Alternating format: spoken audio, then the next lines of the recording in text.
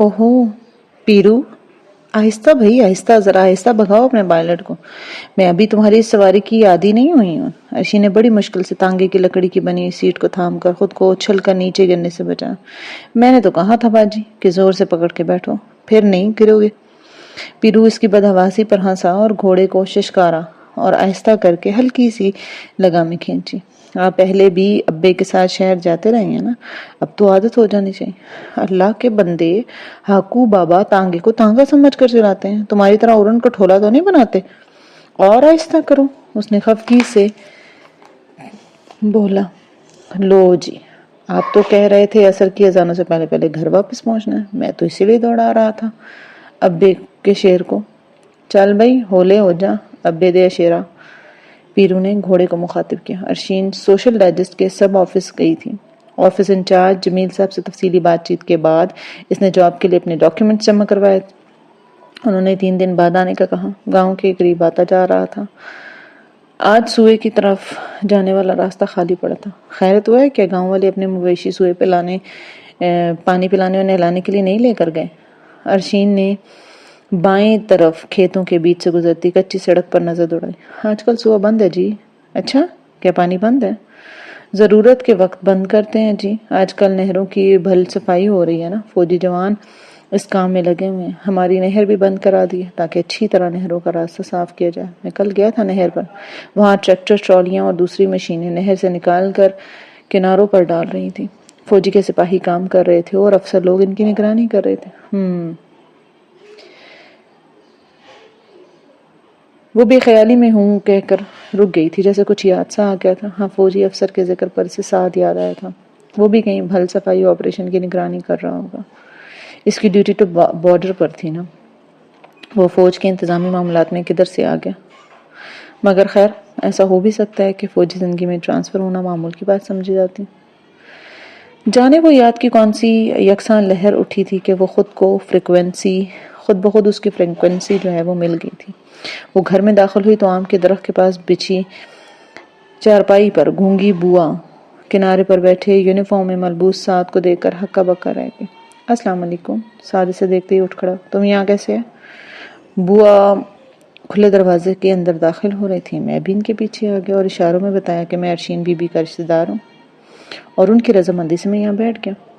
तुम्हारी सेहत पहले के मुकाबले में कदरे बेहतर लग रही है। घर का नक्शा भी बदला हुआ दिखाई दे रहा। मतलब खुद हाली आपकी जाति काविश है या शोहरे नामदार की इनायत और नवाजिश? यहाँ के सिलसिले में आना हुआ। मेरा ट्रांसफर बॉर्डर से दोबारा अंदरूनी मुल्क हो गया। आते ही भल सफाई के काम की निगरानी सौंप दी गई। इत्तेफाक से मेरी ड्यूटी इस नहर पर लगाई गई। इतना करीब होने के बावजूद तुम्हारी खैरियत दरियाफ्त करने ना आना ये मुमकिन कैसे था? वो यही समझा था कि इतने अरसे बाद होने वाली मुलाकात यानी इसके दिल पर जमी तगाफुल की बर्फ पिघला देगी। बुआ ठंड बढ़ रही है, उठें, आपकी चरपाई कमरे में ले जाऊं। वो सहारा देकर बुआ को उठाने लगी। अप्रैल का अवाइल था, दिन में मौसम नॉर्मल था, अलबत्ता मगरिब के वक्त फिजा में हल्की हल्की ठंडक का एहसास था। लाओ मैं उठा देता हूँ। वो चरपाई उठाने को थी कि साद ने आगे बढ़कर खुद मोंज की मंजी दोनों हाथों से थाम ली। रहने दो, मैं अपने काम करने की खुद आती हूँ। मगर आज साद इसके एहतजाज को नजरअंदाज करके चारपाई कमरे में ले गया। चारपाई मुकर्रर जगह पर बिछाकर साद ने कमरे के बाएं तरफ रखे एजल की तरफ देखा। ब्रश, रंग, अधूरी पेंटिंग इसे बहुत कुछ बता रहे थे। गोया ये जरिया ढूंढा है जीने का।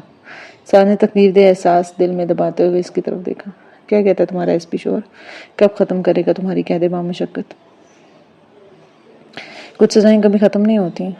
बंदा माफ़ कर दे तो भी नहीं, इंसान अपने आप को सज़ा देता रहता। तुम बैठोगे या जाने का इरादा? मैं कहाँ जा सकता हूँ? वहीं खड़ा हूँ जब बरसों पहले ठहरने का इरादा किया था। जगह तो तुम बदलती हो ना, कभी दूर, कभी नज़दीक, कभी रगजां से ज़्यादा करीब तो कभी मीलों की नारसाई। हर एहसास तुम्हारा दिया हुआ है, मेरे पास अपना है ही क्या? कुछ भी तो नहीं।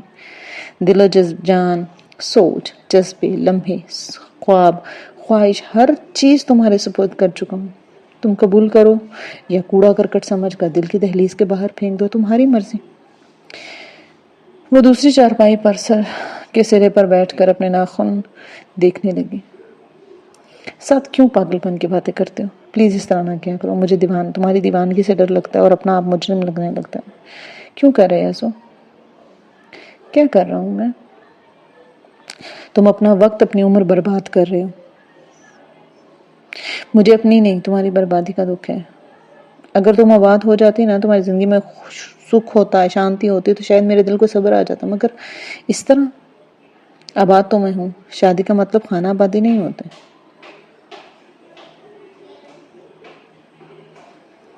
سعد محض ایک نگاہ اس پر ڈال کر رہ گیا۔ اس کی نگاہ کہہ رہی تھی، دل ہے کہ مقبرے کی طرح سنسان، اس چکی کی مشقت کو آبادکاری کا نام دے کر تم کس کو دھوکہ دے رہی ہو؟ گھر ہے کہ ایک ویرانہ؟ روح ہے کہ ناکردہ گناہوں کی سزا سہتے سہتے ابلا بن گئی ہے؟ جسم ہے کہ پیٹ کا ایندھن بھرنے اور جینے کا سامان کرتے کرتے دھول مٹی سے ملنے لگا ہے؟ اس پہ کہتی ہو کہ تم آباد ہو؟ کیا اپنی ہنسی اڑانا تمہیں اچھا لگتا ہے؟ ارشین اسے سوچ میں گم دیکھ کر باہر نکل گئی۔ تھوڑی دیر بعد آئی تو اس کے ہاتھ میں سلور کی ایک ٹرے تھی جس میں 3 چائے کی پیالیاں تھیں۔ گونگی بوا اور سعد کو دینے کے بعد وہ تیسری پیالی خود لے کر بوا کی چارپائی کے کنارے ٹک گئی۔ گھر گئے تھے؟ نہیں۔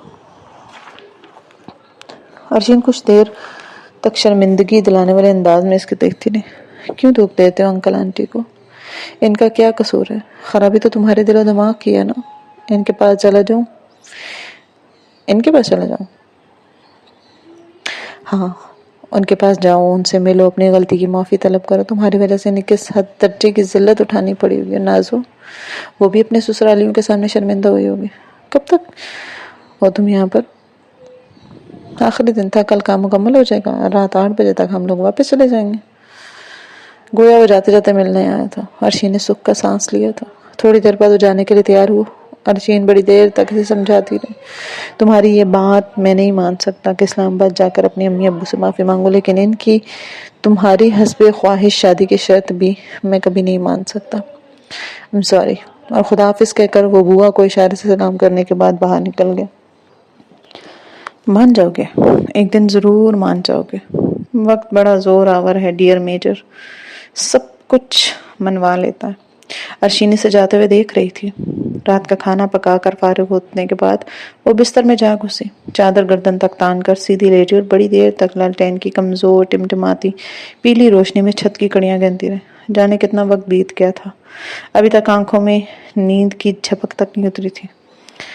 باہر گلی میں چوکیدار لال دین کا ہوکا گاہے بگاہے سناٹے کو چیرتا کانوں میں گونج رہا تھا۔ جاگتے رہنا بھائی، جاگتے رہنا۔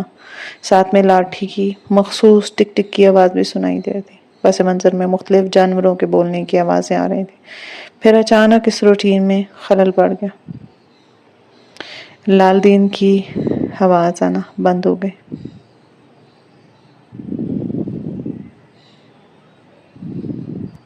ایک شور سا اٹھا تھا، اس کے ساتھ ہی بھاگتے دوڑتے چلاتے ہوئے لوگوں کے دھاڑے سنائی دینے لگے۔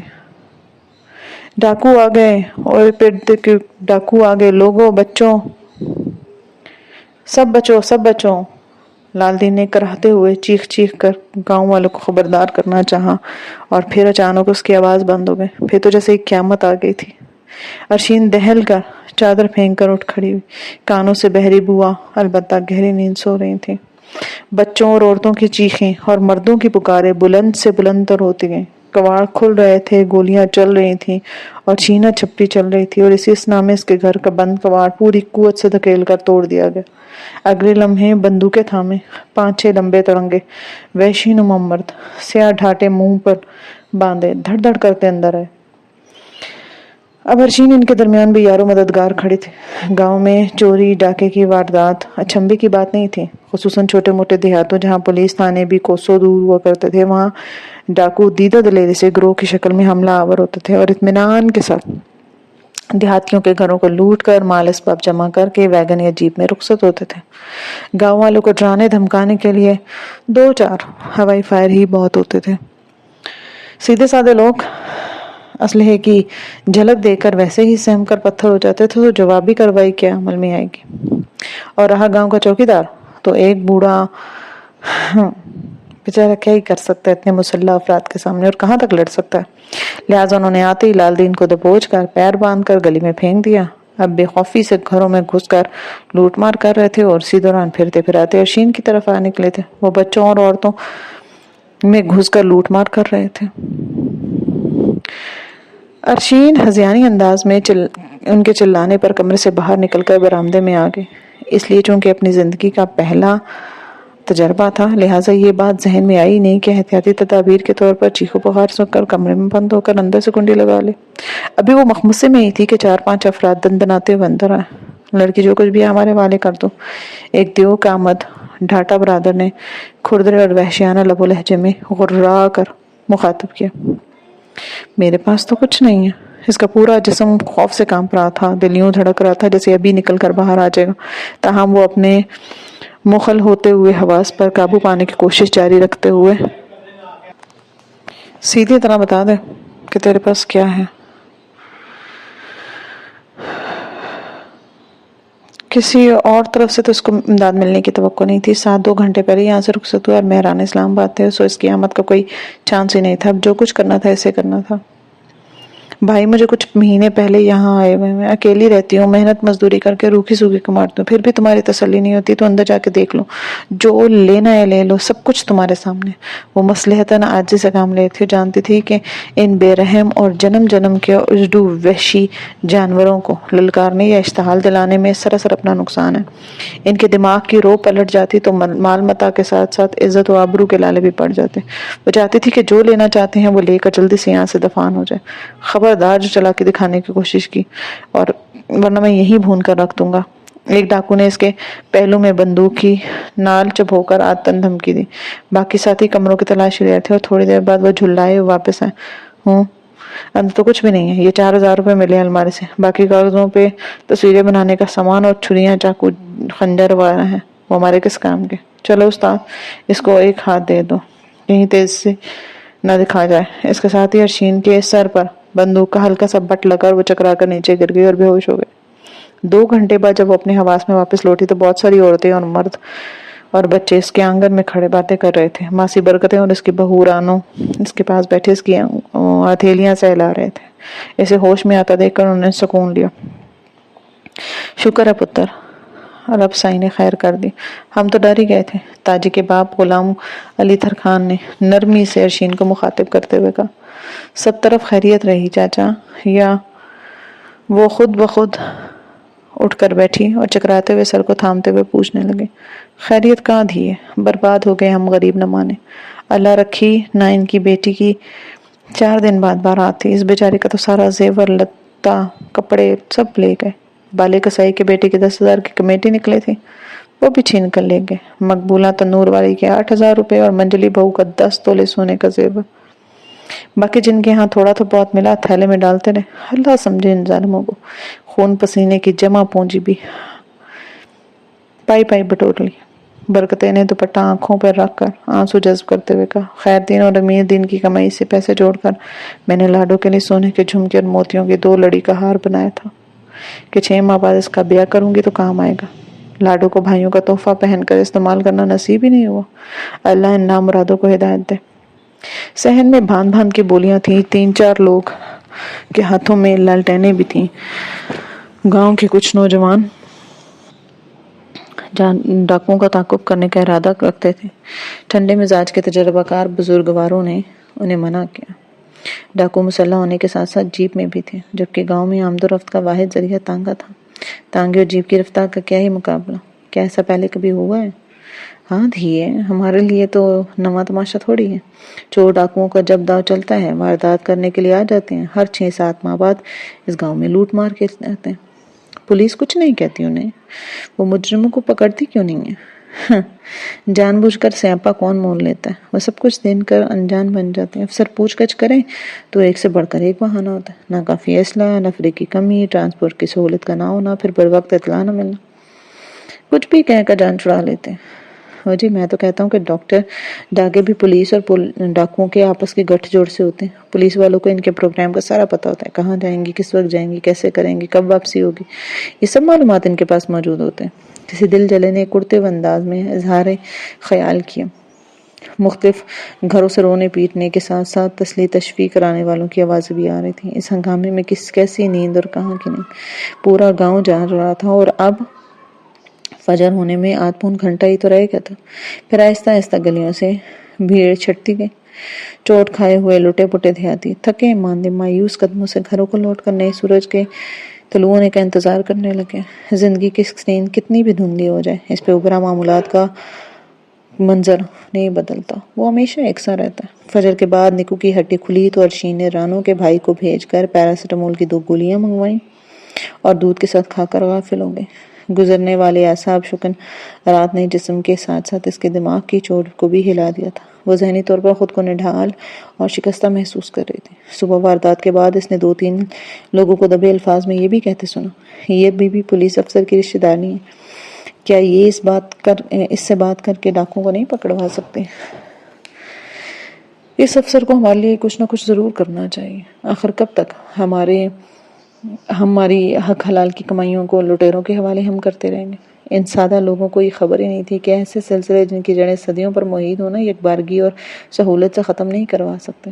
جب آتشیں اسلحہ نہیں ہوتی تو چاقو، ڈنڈے یا جسمانی طاقت کے زور پر شریفوں کی جیبیں خالی نہیں کروائی جا سکتی۔ اب سائنس کی مہربانی کی بدولت ایک سے بڑھ کر ایک جدید ہتھیار آ گئے، لوٹ مار اور دہشت گردی کے میدان میں استعمال ہو رہے ہیں، اور اسی حساب سے پولیس والوں کی بے بسی اور ناکامی بڑھتی چلی جا رہی ہے۔ شدت پسندی کیا ہوتی ہے؟ اس کی وضاحت شدت پسند شخص کی ذات کے کسی بھی پہلو کا جائزہ لینے سے مل جاتی ہے۔ یہ اگر رویے میں ہو تو ایسے شخص کی دوستی اور دشمنی دونوں کی انتہا ہوتی ہے۔ اگر جذبوں میں ہو تو اس کی خوشی اور غمی کی کیفیت بہت شدید ہوتی ہے۔ اگر سوچ میں ہو تو ایسا شخص لوگوں کو 2 تناظر میں دیکھے گا، بہت برے یا پھر بہت اچھے۔ اگر عمل میں ہو تو وہ دونوں چیزیں معاملات کو فقط 2 کیٹیگریز میں جانچے گا، یا غلط یا صحیح، بس۔ مختصراً یہ کہ اس کی سوچ، جذبات، رویے اور عمل میں توازن نام کو بھی دیکھنے کو نہیں ملتا۔ درمیانی راستہ اختیار کرنا اس کے بس کی بات ہی نہیں ہے۔ وہ زندگی کی ٹرین کو ایک ہی پٹری پر چلانے پر مجبور رہتے ہیں۔ کچھ لوگ تو سرتاپا شدت پسندی کی مثال ہوتے ہیں، البتہ کچھ ایسے بھی ہوتے ہیں جو کسی ایک زاویے سے انتہا پسندی کا مظاہرہ کرتے ہیں۔ ان کی ایک مثال پروفیسر دانیال مہدی کی شخصیت ہے۔ وہ ویسے تو ایک قابل، کامیاب، مکمل اور سنجیدہ طبع متین مرد تھے، مگر اپنے رویے کے معاملات میں اعلیٰ درجے کے شدت پسند۔ دوستی میں انتہاؤں پر سفر کر جانا اور دشمنی میں حد سے گزر جانا ان کے سرشت میں شامل تھا۔ یہی وجہ تھی کہ جب لیلا شاہ نے ان سے رابطہ کر کے ارشین کے خلاف مشترکہ محاذ کھولنے کی دعوت دی تو انہوں نے کچھ پیش و رفت کے بعد اس کو قبول کر لیا۔ دشمن مشترکہ ہونا تو وار بھی مشترکہ ہونا چاہیے تاکہ ایک ہی حملے میں کام تمام ہو جائے۔ لیلا شاہ نے معنی خیز انداز میں یہ بات کی تھی۔ محترمہ لیلا، آپ کی حکمت عملی کیا ہے؟ مجھے تفصیلات درکار ہیں۔ تفصیلات فون کی لائن کے ذریعے تھوڑی انڈیلی جا سکتی ہیں۔ اس کے لیے آپ کو غریب خانے پر تشریف لانا پڑے گا، یا پھر یوں کہ اپنی اچھی سی سولو تصویریں لفافے میں ڈال کر مجھے بھجوا دیں۔ وہ شاطر خطرناک جال بچھا چکی تھی۔ انتظامات مکمل تھے۔ میں منتظر رہوں گی۔ ایسا کاری وار ہوگا نا کہ ایک تیر سے 2 شکار ہو جائیں گے۔ آپ ایس پی صاحب سے جی بھر کر اپنی شکست کا بدلہ لے سکیں گے، اور میں ان کی راتوں کی نیندیں حرام کروں گی۔ اور اگر ایسا نہ ہوا نا تو کہیے گا۔ میں ارشین کو ایک بار پھر اپنے قدموں میں جھکانا چاہتی ہوں۔ اب وہ میری ضد بن گئی ہے۔ اسے تسخیر کرنے اور مہران کی اکڑی گردن جھکانے میں کسی بھی حد تک جانے کے لیے میں تیار ہوں۔ پروفیسر دانیال کے لہجے میں اب کی کوئی بھوکا بھیڑیا غرایا تھا، اور لیلا نے اپنی کامیابی پر مسرور ہوتے ہوئے خدا حافظ کہہ کر فون بند کر دیا تھا۔ کیا ہوگا لیلا کا اگلا قدم؟ جاننے کے لیے کل اگلی ایپیسوڈ کا انتظار کریں۔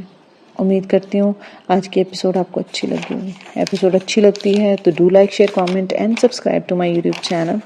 ملتے ہیں نیکسٹ ایپیسوڈ میں، تب تک اپنا ڈھیر سارا خیال رکھیں۔ اللہ حافظ۔